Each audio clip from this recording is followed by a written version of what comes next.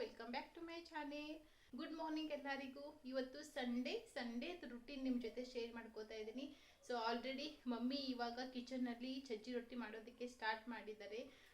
So ಇನ್ನೇನು ಒಂದು 2-3 ದಿವಸದಲ್ಲಿ ಮಮ್ಮಿ ಇವಾಗ ಊರಿಗೆ ಹೋಗ್ಬಿಡ್ತಾರೆ. ಸೊ ಅದಕ್ಕೆ ಎಷ್ಟಾಗುತ್ತೆ ಅಷ್ಟು ರೊಟ್ಟಿ ಮಾಡಿಡೋಣ ಅಂತ ಅಂದ್ಬಿಟ್ಟು ಇವಾಗ ಬೆಳಗ್ಗೆನೇ ಸಜ್ಜಿ ರೊಟ್ಟಿ ಮಾಡ್ತಾ ಇದ್ದಾರೆ ಅವರು. ಸೊ ಸಜ್ಜಿ ರೊಟ್ಟಿ ಜೊತೆ ಬದನೆಕಾಯಿ ಎಣ್ಣೆಗಾಯಿ ಪಲ್ಯ ಮತ್ತು ಕುಂಬಳಕಾಯಿ ಪಲ್ಯ ತುಂಬಾ ಚೆನ್ನಾಗಿ ಅನಿಸುತ್ತೆ. ಸೊ ಅದಕ್ಕೆ ಇವಾಗ ಮಾರ್ಕೆಟಿಂದ ತೊಗೊಂಬರೋದಕ್ಕೆ ಅಂತ ಅಂದ್ಬಿಟ್ಟು ನಾನು ಮತ್ತು ನಮ್ಮ ಮನೆಯವರು ಇಬ್ಬರು ಕೂಡ ಹೋಗ್ತಾ ಇದ್ದೀವಿ. ಫ್ರಿಜ್ಜಲ್ಲಿ ಏನೂ ಕೂಡ ತರಕಾರಿ ಇಲ್ಲ. ಸೊ ಅದಕ್ಕೆ ಇವಾಗೆಲ್ಲ ತರಕಾರಿ ಅದೆಲ್ಲ ತೊಗೊಂಬರ್ತೀವಿ. ಸೊ ನಿಮಗೆ ಗೊತ್ತಿರೋ ಹಾಗೆ ನಾನು ಸ್ಯಾಟರ್ಡೆ ಸಂಡೇ ಮಾತ್ರ ಎಲ್ಲ ಫ್ರೆಶ್ ಆಗಿರುವಂತಹ ತರಕಾರಿನ ತೊಗೊಂಡು ಬಂದು ಫ್ರಿಜ್ಜಲ್ಲಿ ಇಟ್ಕೋತೀನಿ. ಸೊ ಮಧ್ಯದಲ್ಲಿ ಯಾವಾಗೂ ಕೂಡ ನಾನು ತರಕಾರಿ ತೊಗೊಂಬರೋದಕ್ಕೆ ಹೋಗೋದಿಲ್ಲ. ಸೊ ಅದಕ್ಕೆ ಇವತ್ತು ಸಂಡೇ ಇರೋದ್ರಿಂದ ಎಲ್ಲ ಫ್ರೆಶ್ ಆಗಿರೋವಂಥ ತರಕಾರಿನ ತೊಗೊಂಡು ಬಂದು ನಾನು ಮಧ್ಯಾಹ್ನಕ್ಕೆ ಬದನೆಕಾಯಿ ಎಣ್ಣೆಗಾಯಿ ಪಲ್ಯ ಮತ್ತು ಕುಂಬಳಕಾಯಿ ಪಲ್ಯ ಮಾಡೋಣ ಅಂತ ಅಂದ್ಕೊಂಡಿದ್ದೀನಿ. ಸೊ ನೋಡೋಣ ಅದರದ್ದು ರೆಸಿಪಿ ನಿಮ್ಮ ಜೊತೆ ಶೇರ್ ಮಾಡ್ಕೋತೀನಿ, ನಾನು ಯಾವ ಥರ ಪಲ್ಯ ಮಾಡ್ತೀನಿ ಅಂತ ಅಂದ್ಬಿಟ್ಟು. ಹಾಗೆ ಬದನೆಕಾಯಿ ಎಣ್ಣೆಗಾಯಿ ಪಲ್ಯದ ರೆಸಿಪಿ ಆಲ್ರೆಡಿ ನನ್ನ ರೆಸಿಪಿ ಚಾನಲಲ್ಲಿ ಶೇರ್ ಮಾಡ್ಕೊಂಡಿದ್ದೀನಿ. ಸೊ ಬೇಕಾದರೆ ಅದ್ರದ್ದು ಲಿಂಕ್ ಕೂಡ ನಾನು ಕೆಳಗಡೆ ಡಿಸ್ಕ್ರಿಪ್ಷನ್ ಬಾಕ್ಸಲ್ಲಿ ಕೊಟ್ಟಿರ್ತೀನಿ, ಚೆಕ್ ಮಾಡ್ಕೊಳ್ಳಿ. ಆದರೆ ಇವತ್ತು ಬದನೆಕಾಯಿ ಎಣ್ಣೆಗಾಯಿ ಪಲ್ಯ ಮಾಡ್ತಾ ಇರೋದು ಡಿಫ್ರೆಂಟ್ ಟೈಪಲ್ಲಿ. ಸೊ ಅದು ಟೇಸ್ಟ್ ಬೇರೆ, ಇದ್ರದ್ದು ಟೇಸ್ಟು ಬೇರೆ. ಸೊ ನೀವು ಬೇಕಾದರೆ ಎರಡೂ ಕೂಡ ಟ್ರೈ ಮಾಡ್ಬೋದು. ಸೊ ಇವಾಗ ತರಕಾರಿ ತೊಗೊಂಬರ್ತೀವಿ. ತರಕಾರಿ ತೊಗೊಂಡು ಬಂದಮೇಲೆ ನಾನು ಪಲ್ಯಗಳನ್ನು ಮಾಡ್ತೀನಿ. ಸೊ ನಾನೇ ಪಲ್ಯ ಮಾಡ್ತಾ ಇರೋದು, ಮಮ್ಮಿ ಬಂದುಬಿಟ್ಟು ಸಜ್ಜಿ ರೊಟ್ಟಿ ಮಾಡ್ತಾ ಇದ್ದಾರೆ. ಸೊ ಬನ್ನಿ ಇವತ್ತಿಂದು ಡೇ ವ್ಲಾಗ್ ಶುರು ಮಾಡಿದ್ದೀನಿ. ಹೇಗೆ ಹೋಗುತ್ತೆ ಏನಿಲ್ಲ ಅಂತ ನೋಡ್ಕೊಂಬರೋಣ. ಹಾಗೆ ನೀವು ಇನ್ನೂ ನನ್ನ ಚಾನಲ್ಗೆ ಸಬ್ಸ್ಕ್ರೈಬ್ ಮಾಡ್ಕೊಂಡಿಲ್ಲ ಅಂದರೆ ಪ್ಲೀಸ್ ಇವಾಗೆ ಚಾನಲ್ಗೆ ಸಬ್ಸ್ಕ್ರೈಬ್ ಮಾಡ್ಕೊಳ್ಳಿ. ವಿಡಿಯೋ ಇಷ್ಟ ಆಗಿದ್ರೆ ಲೈಕ್ ಮಾಡಿ. ಸೊ ಬನ್ನಿ ಇವತ್ತಿಂದು ವ್ಲಾಗ್ ಶುರು ಮಾಡ್ತಾ ಇದ್ದೀನಿ.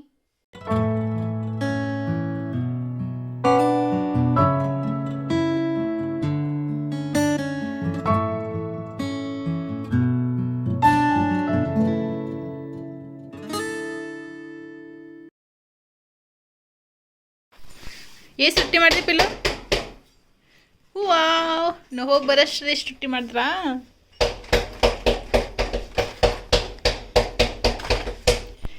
ಸೊ ಅಜ್ಜಿ ರೊಟ್ಟಿ ಮಾಡ್ತಾ ಇದ್ದಾಳೆ, ನನ್ನ ಮಗಳು ಬಯಸ್ತಾ ಇದ್ದಾಳೆ. ಬರ್ತದ ಪಿಲ್ಲು ನಿಂಗೆ? ಸೊ ತರಕಾರಿ ಎಲ್ಲ ತಗೊಂಡು ಬಂದಾಯಿತು. ಮಾರ್ಕೆಟಿಂದ ಎಲ್ಲ ಫ್ರೆಶ್ ಆಗಿರೋವಂಥ ತರಕಾರಿ ಅದೆಲ್ಲ ತೊಗೊಂಡು ಬಂದಾಯಿತು. ಮಮ್ಮಿ ಈ ಕಡೆ ಇನ್ನೂ ರೊಟ್ಟಿ ಮಾಡ್ತಾನೇ ಇದ್ದಾರೆ. ಸೊ ಅಷ್ಟರಲ್ಲಿ ನಾನು ಬೇಗ ಇವಾಗ ಪಲ್ಯಗಳನ್ನು ಮಾಡ್ತೀನಿ. ಮೊದಲು ಇವಾಗ ಬದನೆಕಾಯಿ ಪಲ್ಯಕ್ಕೆಲ್ಲ ರೆಡಿ ಮಾಡ್ಕೋತಾ ಇದ್ದೀನಿ. ಸೊ ಗ್ಯಾಸ್ ಮೇಲೆ ಪ್ಯಾನ್ಗೆ ಅರ್ಧ ಕಪ್ಪಷ್ಟು ಒಣ ಕೊಬ್ಬರಿ ತುರಿ ಹಾಕ್ಕೊಂಡಿದ್ದೀನಿ. ಹಾಗೆ ಅದಕ್ಕೆ ಒಂದು 2 ಟೀ ಸ್ಪೂನಷ್ಟು ಬಿಳಿ ಎಳ್ಳನ್ನು ಹಾಕ್ಕೊಂಡು ಇವಾಗ ಇದನ್ನು ನಾನು ಸ್ವಲ್ಪ ಹುರಿತಾ ಇದ್ದೀನಿ. ತುಂಬ ಏನು ಬೇಡ, ಜಸ್ಟ್ ಲೈಟಾಗಿ ಬಿಸಿ ಆದರೆ ಸಾಕು. 1 ನಿಮಿಷ ನೋಡಿ, ಬೇಕಾದರೆ ನೀವು ಈ ಥರ ಕೈಯಿಂದ ಕೂಡ ಮುಟ್ಟಿ ನೋಡ್ಬೋದು. ಸ್ವಲ್ಪ ಇದು ಬಿಸಿಯಾಗಿದೆ, ಲೈಟಾಗಿ ಕಲರ್ ಕೂಡ ಚೇಂಜ್ ಆಗಿದೆ. ಇವಾಗ ಗ್ಯಾಸ್ ಆಫ್ ಮಾಡಿಕೊಂಡು ಸ್ವಲ್ಪ ಇದೆಲ್ಲ ತಣ್ಣಗಾದ್ಮೇಲೆ ಒಂದು ಚಿಕ್ಕದಾಗಿರೋ ಮಿಕ್ಸರ್ ಜಾರ್ಗೆ ಇದನ್ನು ಹಾಕಿ ಹಾಗೆ ಡ್ರೈ ಪೌಡರನ್ನು ಮಾಡ್ಕೋಬೇಕು. ಎಷ್ಟು ಸಣ್ಣದಾಗಿ ನಿಮಗೆ ಪೌಡರ್ ಮಾಡ್ಕೊಳ್ಳೋದು ಸಾಧ್ಯವಾಗುತ್ತೋ ಅಷ್ಟು ಸಣ್ಣದಾಗಿ ಮಾಡ್ಕೊಳ್ಳಿ ಈ ಥರ. ಇವಾಗ ಇದಕ್ಕೆ ನಾನು ಹುರಿದಿರೋಂಥ ಶೇಂಗಾ ಬೀಜನ ಹಾಕೋತಾ ಇದ್ದೀನಿ. ಮುಂಚೆನೇ ನಾನು ಶೇಂಗಾ ಬೀಜನ ಹುರಿದು ಮೇಲ್ಗಡೆ ಸಿಪ್ಪೆ ಎಲ್ಲ ತೆಗೆದು ರೆಡಿ ಮಾಡಿ ಇಟ್ಕೊಂಡಿದ್ದೆ. ಇವಾಗ ಶೇಂಗಾ ಬೀಜನ ಹಾಕಿ ಈ ಥರ ಇದನ್ನು ಕೂಡ ಪೌಡರ್ ಮಾಡ್ಕೊಳ್ಳಿ. ಸೊ ಇಲ್ಲಿ ಒಣ ಕೊಬ್ಬರಿ ತುರಿ, ಶೇಂಗಾ ಬೀಜ ಮತ್ತು ಬಿಳಿ ಎಳ್ಳಿನ ಪೌಡರ್ ರೆಡಿಯಾಗಿದೆ. ಇವಾಗ ಇದನ್ನು ಒಂದು ತಟ್ಟೆಯಲ್ಲಿ ತೆಗಿತಾ ಇದ್ದೀನಿ. ಸೊ ಈ ಥರ ಅಗಲ ಇರೋದು ತಟ್ಟೆಗೆ ತೆಗೆದ್ರೆ ನಮಗೆ ಮಸಾಲೆ ಎಲ್ಲ ಮಿಕ್ಸ್ ಮಾಡ್ಕೊಳ್ಳೋದಕ್ಕೆ ಈಸಿ ಆಗುತ್ತೆ. ಇವಾಗ ಇದಕ್ಕೆ ಸ್ಪ್ರಿಂಗ್ ಆನಿಯನ್ ಅಂದರೆ ಈರುಳ್ಳಿದು ತಪ್ಪಲನ್ನು ಹಾಕ್ಕೋತಾ ಇದ್ದೀನಿ. ಸೊ ಇದು ಕ್ವಾಂಟಿಟಿ ನಿಮ್ಗೆ ಎಷ್ಟು ಬೇಕು ಅದನ್ನು ನೀವು ಹಾಕ್ಕೋಬೋದು. ಸೊ ನಾನಿಲ್ಲಿ ಸ್ವಲ್ಪ ಜಾಸ್ತಿನೇ ಹಾಕ್ಕೋತಾ ಇದ್ದೀನಿ. ಹಾಗೆ ಅದ್ರ ಜೊತೆ ಸ್ವಲ್ಪ ಸಣ್ಣದಾಗಿ ಕಟ್ ಮಾಡಿ ಇಟ್ಕೊಂಡಂಥ ಕೊತ್ತಂಬರಿ, ಹಾಗೆ ಒಂದು ಅರ್ಧ ಟೀ ಸ್ಪೂನಷ್ಟು ಅರಿಶಿನ, 1.5 ಟೀ ಸ್ಪೂನಷ್ಟು ಮಸಾಲೆ ಖಾರ. ನಿಮಗೆ ಖಾರ ಎಷ್ಟು ಬೇಕು ನೋಡ್ಕೊಂಡ್ಬಿಟ್ಟು ಖಾರನ ಹಾಕ್ಕೊಳ್ಳಿ. ಮಸಾಲ ಖಾರದ ಜೊತೆ ನಾನು ನಾರ್ಮಲ್ ಖಾರದ ಪುಡಿ ಕೂಡ 1 ಟೀ ಸ್ಪೂನಷ್ಟು ಹಾಕ್ಕೊಂಡಿದ್ದೀನಿ. ಹಾಗೆ ಅದ್ರ ಜೊತೆ 2 ಟೀ ಸ್ಪೂನಷ್ಟು ಎಣ್ಣೆ, ಹಾಗೆ ರುಚಿಗೆ ತಕ್ಕಷ್ಟು ಉಪ್ಪನ್ನ ಹಾಕ್ಕೊಂಡು ಇವಾಗ ಇದನ್ನು ಚೆನ್ನಾಗಿ ಮಿಕ್ಸ್ ಮಾಡ್ಕೊಳ್ಳೋಣ. ಹಾಗೆ ಒಂದು ಅರ್ಧ ಟೀ ಸ್ಪೂನಷ್ಟು ಸಕ್ಕರೆ ಕೂಡ ಹಾಕ್ಕೋತಾ ಇದ್ದೀನಿ. ಸಕ್ಕರೆ ಹಾಕ್ಕೊಂಡ್ರೆ ಉಪ್ಪು ಖಾರ ಬ್ಯಾಲೆನ್ಸಿಂಗ್ ಚೆನ್ನಾಗಾಗುತ್ತೆ. ಇದಕ್ಕೆಲ್ಲ ನೀವು ಸ್ವಲ್ಪ ಉಪ್ಪು ಖಾರ ಜಾಸ್ತಿನೇ ಹಾಕ್ಕೋಬೇಕು, ಅಂದರೆ ನಿಮಗೆ ಬದನೆಕಾಯಿ ಪಲ್ಯ ತಿನ್ನೋದಕ್ಕೆ ಮಜಾ ಬರುತ್ತೆ. ಸೊ ಇಲ್ಲಾಂದರೆ ಸಪ್ಪೆ ಥರ ಮಾಡಿದ್ರೆ ನಿಮಗೆ ಈ ಥರದ ರೊಟ್ಟಿ ಜೊತೆ ತಿನ್ನೋದಕ್ಕೆ ಚೆನ್ನಾಗಿರೋದಿಲ್ಲ. ಸೊ ಆದಷ್ಟು ಆದಷ್ಟು ಈ ಪಲ್ಯನ ಸ್ವಲ್ಪ ಖಾರವಾಗಿಯೇ ಮಾಡಿ. ಇವಾಗ ಇದಕ್ಕೆ ನಾನು ಸ್ವಲ್ಪ ನೀರನ್ನು ಹಾಕ್ಕೊಂಡು ಇದನ್ನು ಚೆನ್ನಾಗಿ ಕಲಿಸ್ಕೊತಾ ಇದ್ದೀನಿ. ಇದಕ್ಕೆ ನೀರೆಲ್ಲ ಜಾಸ್ತಿ ಬೇಕಾಗಲ್ಲ. ನಿಮಗೆ ಒಂದು ಕಾಫಿ ಲೋಟದಲ್ಲಿ ಒಂದು ಅರ್ಧ ಲೋಟದಷ್ಟು ನೀರನ್ನು ಹಾಕ್ಕೊಂಡ್ರೆ ಸಾಕು.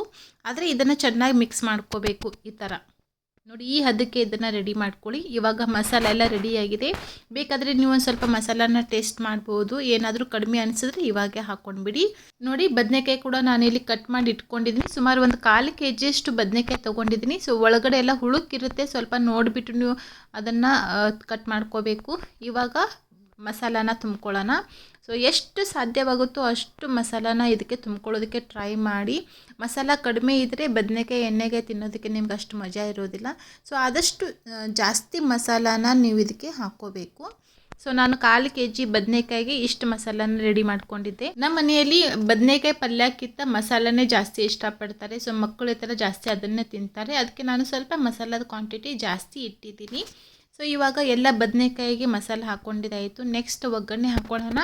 ಇವಾಗ ಗ್ಯಾಸ್ ಮೇಲೆ ನಾನಿಲ್ಲಿ ದಪ್ಪ ತಳ ಇರೋ ಪಾತ್ರೆನೇ ಇಟ್ಟಿದ್ದೀನಿ. ಈ ಥರದ ಪಲ್ಯಗಳಿಗೆ ಸ್ವಲ್ಪ ಆದಷ್ಟು ದಪ್ಪ ತಳ ಇರೋ ಪಾತ್ರೆನೇ ಇಟ್ಕೊಳ್ಳಿ.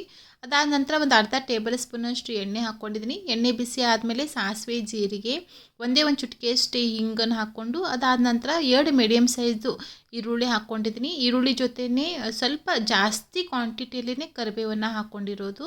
ಹಾಗೆ ಅದ್ರ ಜೊತೆ 1 ಟೀ ಸ್ಪೂನಷ್ಟು ಶುಂಠಿ ಬೆಳ್ಳುಳ್ಳಿ ಪೇಸ್ಟನ್ನು ಹಾಕ್ಕೊಂಡು ಇವಾಗ ಸ್ವಲ್ಪ ಇದ್ರ ಹಸಿ ವಾಸನೆ ಹೋಗೋವರೆಗೂ ಫ್ರೈ ಮಾಡ್ಕೊಳ್ಳೋಣ. ಸೊ ಅದಾದ ನಂತರ 2 ಮೀಡಿಯಮ್ ಸೈಜ್ ಟೊಮೆಟೊನ ಹಾಕ್ಕೋತಾ ಇದ್ದೀನಿ. ಸೊ ಟೊಮೆಟೊ ನಿಮಗೆ ಪಲ್ಯಕ್ಕೆ ಎಷ್ಟು ಹುಳಿ ಬೇಕು ನೋಡ್ಕೊಂಡ್ಬಿಟ್ಟು ಟೊಮೆಟೊದ ಕ್ವಾಂಟಿಟಿ ಹೆಚ್ಚು ಕಡಿಮೆ ಮಾಡ್ಕೋಬೋದು.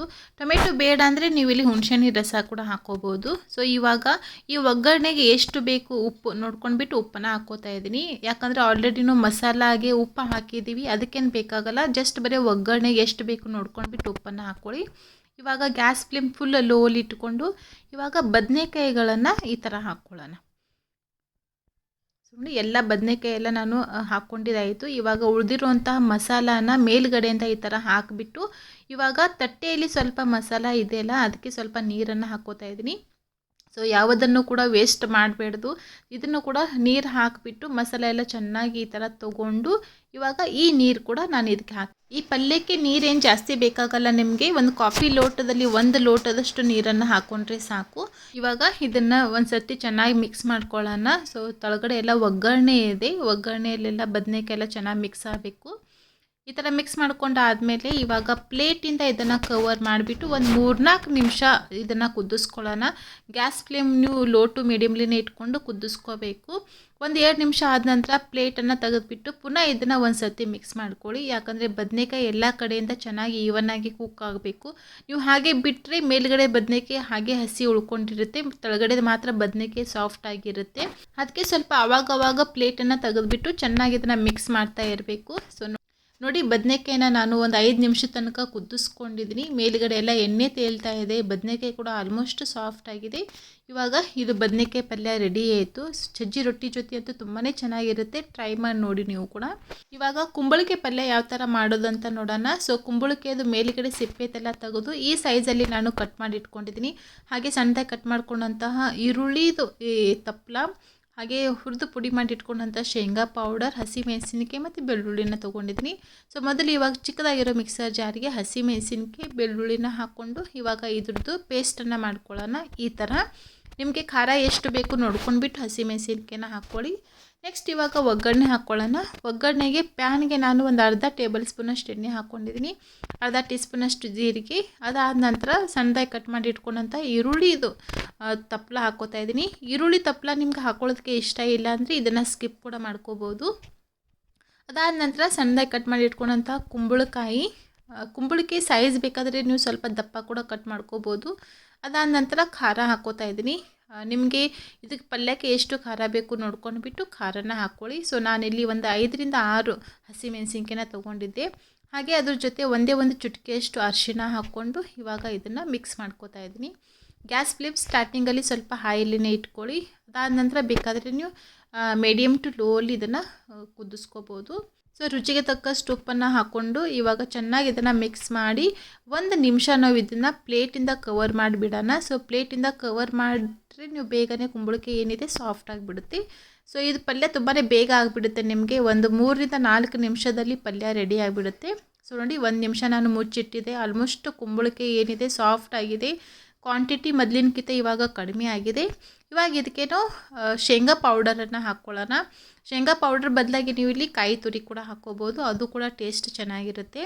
ಸೊ ನಿಮಗೆ ಶೇಂಗಾ ಪೌಡರ್ ಎಷ್ಟು ಬೇಕು ನೋಡ್ಕೊಂಡ್ಬಿಟ್ಟು ಹಾಕ್ಕೊಳ್ಳಿ. ನಾನಿಲ್ಲಿ ಒಂದು ಅರ್ಧ ಕಪ್ಪಷ್ಟು ಹಾಕ್ಕೊಂಡು ಮಿಕ್ಸ್ ಮಾಡಿಬಿಟ್ಟು ಪುನಃ ಇದನ್ನು ಪ್ಲೇಟಿಂದ ಕವರ್ ಮಾಡಿ ಮತ್ತೆ ಒಂದು 2 ನಿಮಿಷ ನಾವು ಇದನ್ನು ಮುಚ್ಚಿಡಬೇಕು. ಈ ಟೈಮಲ್ಲಿ ಗ್ಯಾಸ್ ಫ್ಲೇಮ್ ಫುಲ್ ಲೋಲಿನೇ ಇಟ್ಕೊಳ್ಳಿ. ಒಂದು 2 ನಿಮಿಷ ಆಗಿದೆ. ಇವಾಗ ನೋಡಿ ಕುಂಬಳಕಾಯಿ ಎಲ್ಲ ಸಾಫ್ಟ್ ಆಗಿದೆ, ಎಷ್ಟು ಚೆನ್ನಾಗಿ ಕಲರ್ ಬಂದಿದೆ ಅಂತ. ಸೊ ಇವಾಗ ಮೇಲುಗಡೆಯಿಂದ ಸ್ವಲ್ಪ ಫ್ರೆಶ್ ಕೊತ್ತಂಬರಿನ ಹಾಕ್ಕೊಂಡು ಬಿಟ್ಟರೆ ಸೊ ನಮ್ಮದು ಕುಂಬಳಕಾಯಿ ಪಲ್ಯ ರೆಡಿ ಆಯಿತು. ಸಜ್ಜಿ ರೊಟ್ಟಿ ಜೊತೆ ಇವತ್ತು ನಾವು ಮನೆಯಲ್ಲಿ ಕುಂಬಳಕಾಯಿ ಪಲ್ಯ ಬದನೆಕಾಯಿ ಎಣ್ಣೆಗಾಯಿ ಮಾಡಿದ್ವಿ. 2 ರೆಸಿಪಿ ಕೂಡ ತುಂಬಾ ಚೆನ್ನಾಗಿತ್ತು. ಖಂಡಿತವಾಗ್ಲೂ ನೀವು ಕೂಡ ಟ್ರೈ ಮಾಡಿ. ಸೊ ಈ ಕಡೆ ಮಮ್ಮಿ ಕೂಡ ಸಜ್ಜಿ ರೊಟ್ಟಿ ಮಾಡಿ ಇಟ್ಟಿದ್ದಾರೆ. ಸೊ ಸ್ವಲ್ಪ ಇದು ಆರೋದಕ್ಕೆ ಬಿಡ್ತೀನಿ. ಸ್ವಲ್ಪ ಇದು ತಣ್ಣಗಾದಮೇಲೆ ನಾನು ಈ ಥರದ್ದು ಡಬ್ಬಿಯಲ್ಲಿ ಹಾಕಿಡ್ತೀನಿ. ಈ ಥರ ಡಬ್ಬಿಯಲ್ಲಿ ಹಾಕಿಟ್ರೆ ನೀವು ತಿಂಗಳಂಗಟ್ಟಲೆ ನೀವು ರೊಟ್ಟಿನ ಇಟ್ಕೊಂಡು ತಿನ್ಬೋದು. ಇವಾಗ ಮಳೆ ಬರ್ತಾ ಇದೆ, ಸೊ ವೆದರ್ ತುಂಬಾ ತಂಪಾಗಿರೋದ್ರಿಂದ ಈ ಥರದ್ದು ರೊಟ್ಟಿಗಳನ್ನು ನೀವು ಹಾಗೆ ಹೊರಗಡೆನೇ ಇಟ್ಟರೆ ಅದು ನಿಮಗೆ ಬೇಗನೆ ಸಾಫ್ಟ್ ಆಗಿಬಿಡುತ್ತೆ. ಸೊ ನಿಮಗೆ ರೊಟ್ಟಿ ಕಟ್ಟಿಯಾಗಿ ಇರಬೇಕು ಅಂದರೆ ನೀವು ಈ ಥರದ್ದು ಬಾಕ್ಸಲ್ಲಿ ಅದನ್ನು ಹಾಕಿಡಬೇಕು. ಆವಾಗ ನೀವು ತಿಂಗಳಂಗಟ್ಟಲೆ ನೀವು ಈ ರೊಟ್ಟಿನ ಇಟ್ಟರೆ ಕಟ್ಟಿಯಾಗಿ ಹಾಗೆ ಇರುತ್ತೆ. ಸೊ ಈ ಥರದ ರೊಟ್ಟಿಗಳನ್ನು ಕಟ್ಟಿಯಾಗಿ ತಿನ್ನೋದಕ್ಕೆ ಚೆನ್ನಾಗಿರುತ್ತೆ. ಸೊ ನೋಡಿ ಈ ಥರದ ಡಬ್ಬಿಯಲ್ಲಿ ನಾನು ಇಲ್ಲಿ ಹಾಕಿಡ್ತಾ ಇದ್ದೀನಿ. ಸೊ ಆಲ್ಮೋಸ್ಟ್ ಒಂದು 30-40 ರೊಟ್ಟಿನ ಮಾಡಿದರು ಮಮ್ಮಿ. ಸೊ ಮುಂಚೆ ಕೂಡ ಸ್ವಲ್ಪ ಮಾಡಿದರು, ಇವಾಗ ಸ್ವಲ್ಪ ಮಾಡಿದ್ದಾರೆ. ಸೊ ಇವತ್ತು ನಮ್ಮದು ಊಟ ಬಂದುಬಿಟ್ಟು ಕುಂಬಳಕಾಯಿ ಪಲ್ಯ, ಬದನೆಕಾಯಿ ಪಲ್ಯ, ಮೊಸರು, ಸಜ್ಜಿ ರೊಟ್ಟಿ, ಹಾಗೆ ಸೈಡಲ್ಲಿ ನಾನು ಸ್ವಲ್ಪ ಮೆಂತಿ ಪಲ್ಯ ಕೊಟ್ಟಿದ್ದೀನಿ, ಮತ್ತು ಸ್ವಲ್ಪ ಈರುಳ್ಳಿನ ಕೊಟ್ಟಿದ್ದೀನಿ. ಸಡನ್ಲಿ ಆಯ್ತಾ?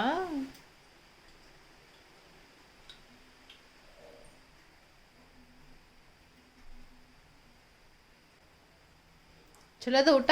ಇಷ್ಟ ಆಯ್ತಾ?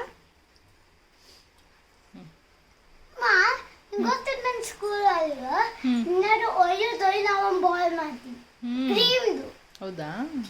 ಅದು ಕ್ಯಾಪಿಟಲ್ ಅಲ್ಲಿ ಓದ್ನಾತಿರ್ತೀನಿ.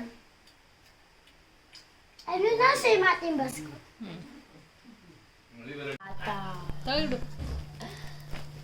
ಇವನೇ ನೋಡು ಅನ್ನದಾತ, ಹೊರಗೆ ದುಡಿದೆ ದುಡಿವನು, ನಾಡು ಜನರು ಬದುಕೆಲೆಂದು ದವಸದಾನ ಬೆಳೆವನು.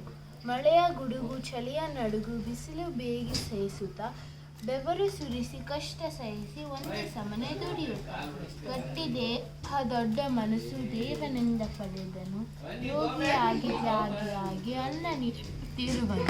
ಎತ್ತು 2 ಅವನ ಜೋಡು ಕೂಡಿ ದುಡಿಯುವ ಗೆಳೆಯರು ಹಿಗ್ಗು ಕುಗ್ಗು ಏನೇ ಇರಲಿ ಹೊಂದಿಕೊಂಡು ನಡೆಬರು. ಇವಾಗ ನಾನು ಮತ್ತು ನಮ್ಮ ಮಮ್ಮಿ ಇಬ್ಬರು ಕೂಡ ಕೂತ್ಕೊಂಡು ಮಾರ್ಕೆಟಿಂದ ತೊಗೊಂಬಂದಿರುವಂತಹ ಸೊಪ್ಪು ತರಕಾರಿ ಅದೆಲ್ಲ ಏನೇನಿದೆ ಅದೆಲ್ಲ ಕೂಡ ಇವಾಗ ಕ್ಲೀನ್ ಮಾಡಿ ಇಡ್ತಾ ಇದ್ವಿ.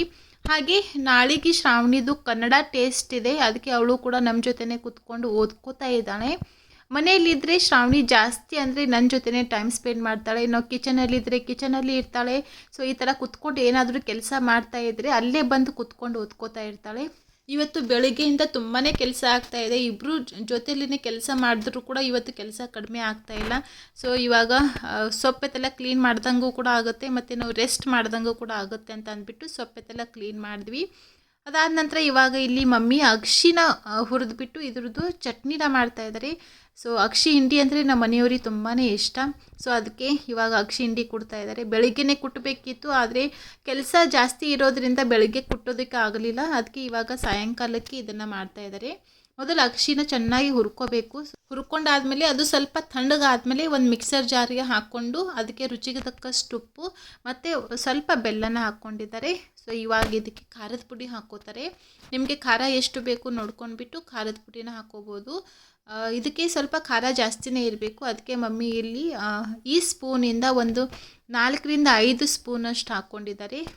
ಸೊ ಮೊಸರು ಜೊತೆ ತಿನ್ನೋದಕ್ಕೆ ತುಂಬಾ ಚೆನ್ನಾಗಿರುತ್ತೆ. ಅದಕ್ಕೆ ಸ್ವಲ್ಪ ಖಾರವಾಗಿಯೇ ಮಾಡ್ತಾಯಿದ್ದಾರೆ. ಹಾಗೆ ಅದಕ್ಕೆ ಒಂದು 20 ಸ್ಲೈಸಷ್ಟು ಬೆಳ್ಳುಳ್ಳಿ ಹಾಕ್ಕೊಂಡಿದ್ದಾರೆ, ಮತ್ತು ಹಾಗೆ ಹುಣಸೆಹಣ್ಣು ಹಾಕ್ಕೋತಾ ಇರೋದು. ಸೊ ಹುಳಿ ಸ್ವಲ್ಪ ಇದ್ದರೆ ಚೆನ್ನಾಗಿರುತ್ತೆ ಅಂತ ಅಂದ್ಬಿಟ್ಟು ಸ್ವಲ್ಪ ಹುಣಸೆಹಣ್ಣು ಹಾಕ್ಕೊಂಡು ಇವಾಗ ಇದನ್ನು ನೋಡಿ ಮಿಕ್ಸರ್ ಜಾರಲ್ಲಿನೇ ರುಬ್ಬಿದ್ದಾರೆ. ಎಷ್ಟು ಸ್ಮೆಲ್ ಬರ್ತಾ ಇತ್ತಂದರೆ ಸೊ ಇಡೀ ರಾತ್ರಿ ಎಲ್ಲ ನಮ್ಮ ಮನೆಯಲ್ಲಿ ಇದರದ್ದೇ ಸ್ಮೆಲ್ ಇತ್ತು, ಅಷ್ಟು ಚೆನ್ನಾಗಾಗಿತ್ತು. ಹಾಗೆ ತಟ್ಟೆಯಲ್ಲಿ ಇಲ್ಲಿ ಒಣ ಕೊಬ್ಬರಿ ತುರಿನ ತುರಿದ್ಬಿಟ್ಟು ಇಟ್ಟಿದ್ದಾರೆ. ಸೊ ಡ್ರೈ ಫ್ರೂಟ್ಸ್ ಇದೆಲ್ಲ ಹಾಕಿಬಿಟ್ಟು ಉಂಡೆ ಮಾಡೋದಕ್ಕೆ. ಸೊ ಇದನ್ನು ನಾನು ನೆಕ್ಸ್ಟ್ ವಿಡಿಯೋಲಿ ನಿಮ್ಮ ಜೊತೆ ಶೇರ್ ಮಾಡ್ಕೋತೀನಿ. ಇವತ್ತಿನ ವಿಡಿಯೋ ಇಲ್ಲಿಗೆ ಎಂಡ್ ಮಾಡ್ತೀನಿ. ಥ್ಯಾಂಕ್